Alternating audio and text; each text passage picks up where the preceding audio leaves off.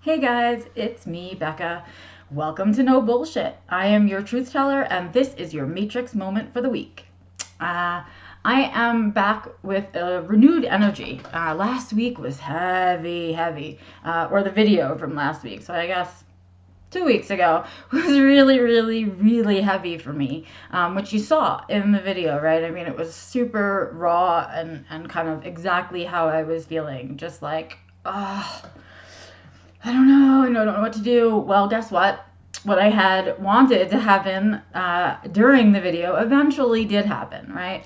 I got a spark, I got an idea, I got what I like to call a moment of clarity, where the direction of what I wanted to be doing became crystal clear to me, and I could see really far off into the future where it's going to end up. And it was just I don't know, that kind of really clear picture of the future. And I said, okay, I'm along for the ride. I think it's going to be what I have in mind. I think is going to be a super. It's going to be interesting how it unfolds. It's going to be a lot of work, I think, which everything is a lot of work, or anything good is a lot of work, really. So I think it's going to be a lot of work, and I'm going to have to put in a lot of energy, but I think the payoff is going to be big for me, for everybody. Just, I don't know. I think it's got some potential. So it's a lot of this self-help coaching stuff that I'm doing. So, oh, right. So I was feeling all of this heaviness, and I didn't know where the spark was going to come from, and I didn't sort of know how to engage it, where to get it from. Oh, this week's mug, brought to you by, and I'm going to give you a shout out, Mira. She got me this mug. I love it because of the other side. Yes, it's an adorable dog, but please wag more and bark less. I'm so tired of people who talk and don't do. It's great to have an opinion, but if you don't act on your opinion, nothing changes in the world. So, a little bit of that. Anyway. So yeah, I was feeling all that heaviness, and what am I going to do? So I came into the office, and I said, you know what? First things first, I don't like where my desk is. I love all the knickknacks that I have and all the stuff I was able to share with you, which I will share it with you another time because it's right here to my right. So what I did I just turned my desk around. I was kind of facing the window, and I thought that would feel really open and encouraging and feel really good for me about writing and things like that. But it didn't. It made me feel punished because my back was to the door, I realized, and that was uncomfortable. I felt disengaged from the rest of the house and stuff like that. So I turned my desk. As you guys can see, this is the wall that was once next to me, and now it is behind me.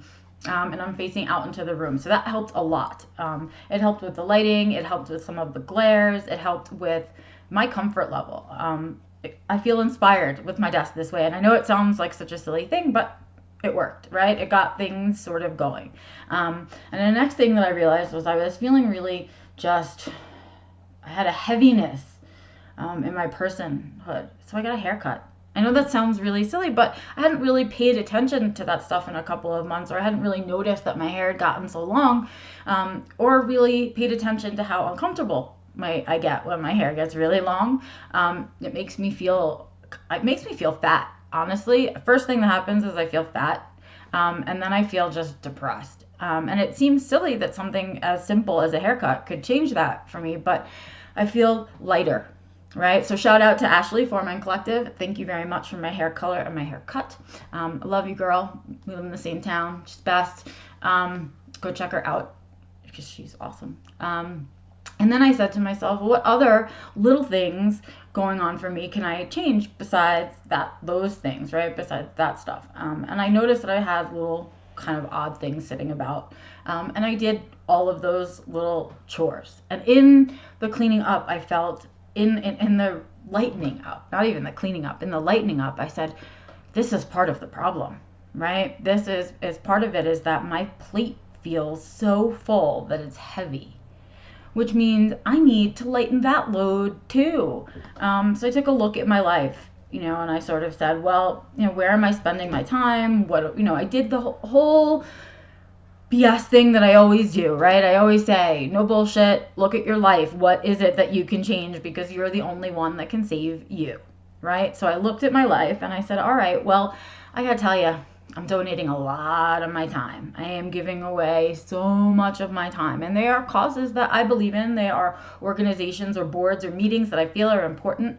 But at the same time, I had a moment of realization that I was giving away way more than I was really capable of giving away. Because in giving away that much energy, I was taking away energy from my family, from my hobbies, and from potential income makers for me too. Because what I realized was I spend a lot of time kind of mentoring and coaching people, and I love it. It's really super fulfilling for me to do that, but I was doing it at my own expense, like to my own expense. I was not only giving away my energy and my resources and my help, but I also wasn't making anything in return for giving away my time, which is my most priceless resource, right? It's the one that doesn't renew. It's the one I can't get more of. It's the one that no matter how hard I try, there is an extra of. And I was just kind of giving it away. And that's not to say that I don't want to be doing the work, right? So like I mentioned to you guys a couple of videos ago, right, I decided I'm going to go back into coaching and consulting and mentoring, right? Really heavy. I love my coaching. I love working with people in my population. And in fact, what I decided was that I don't just love working with the autistic population, the neurodiverse population. I love showing people that have a neurotypical brain, perhaps, or they have some other non-traditional difference about their life, right? But I love working with those people and showing them that we all have our own challenges, and the way to overcome those challenges is the same for everybody. It's just that you have to look at it through a different lens. So that's a lot of what I do in my coaching, and I love teaching that stuff. I love helping people with that. And so I want to be available to do more of it. So what I did was I finally got my coaching and my mentoring up online, and that was sort of exciting. It kick-started something for me. It made me realize that no, I don't want to be somebody's bitch. I really don't know how to do that anymore. I don't know how to live a life that way. All I remember is that living a life that way and a life in that direction was really uncomfortable for me. It wasn't sustainable. It was almost painfully uncomfortable. And I don't want to live a life like that anymore. And I made that decision a really long time ago. And somehow I got pulled all the way off of this trail.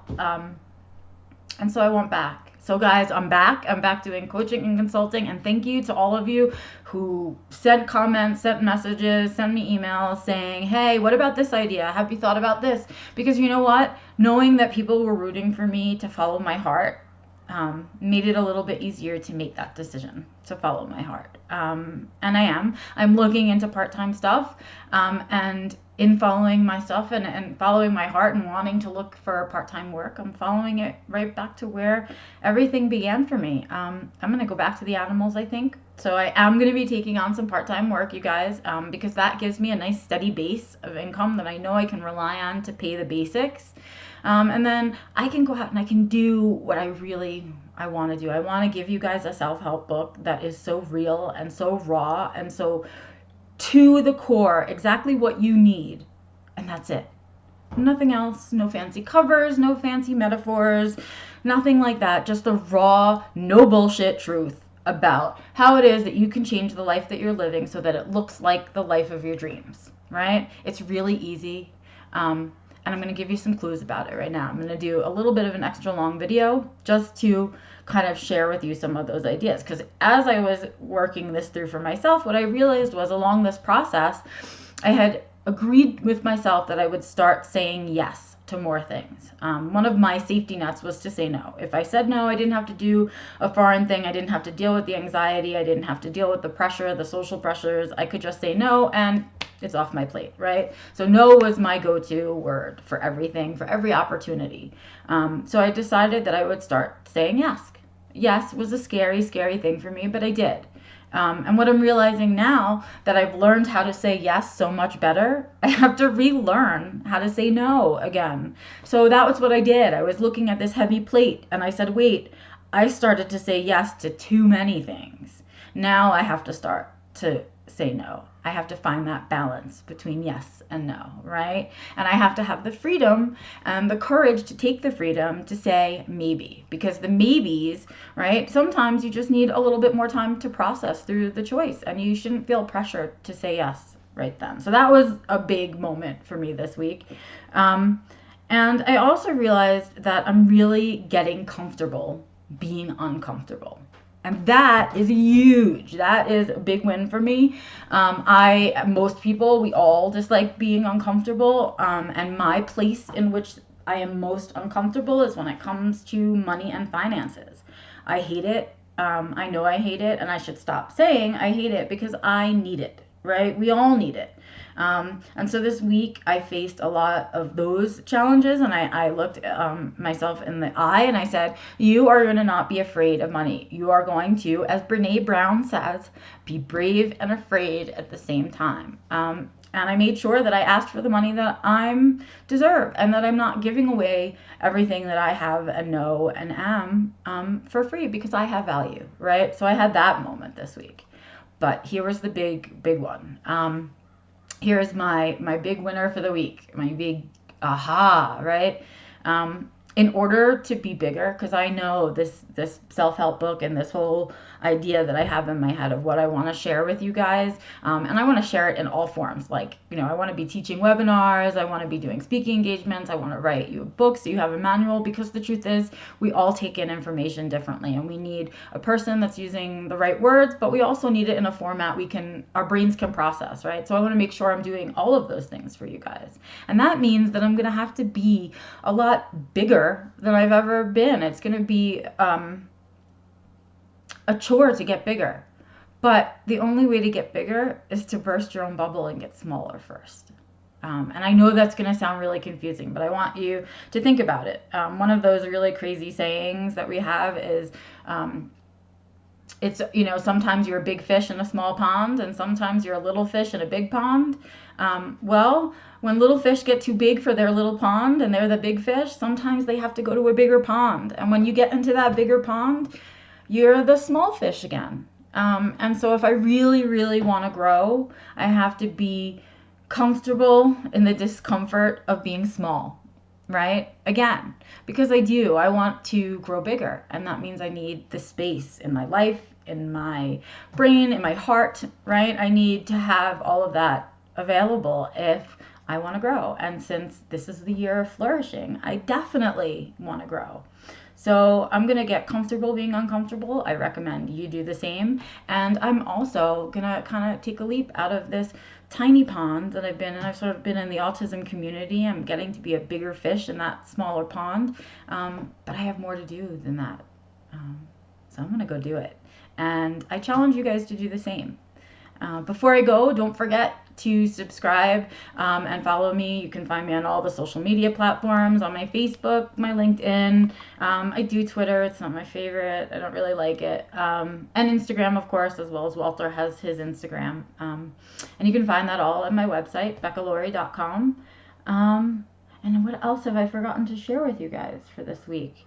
I guess that's really it. Shout out to everybody who's been listening and leaving comments. I would love more of those. I would love comments that you guys share with me, stuff you want to hear me talk about. What do you want to know? Do you want to know stuff about my life that I'm not telling you, that mostly I'm willing to share? I have boundaries, but do you have questions about other things, about my autism diagnosis, about what other diagnoses I might have, about how I came to be in this place in my life? I'd be happy to do videos on those, and not just share with you my kind of big aha moments that mean something to me. I'd like you to have yours. And that's about it for this week of No Bullshit. I am Beccalaurie Hector, your bullshit detector, and I will see you guys next week for your Matrix moment. Don't forget to check out my Truth Nuggets. I try to throw a couple of them during the week, maybe one at least. So check them out. I'll see you guys next time.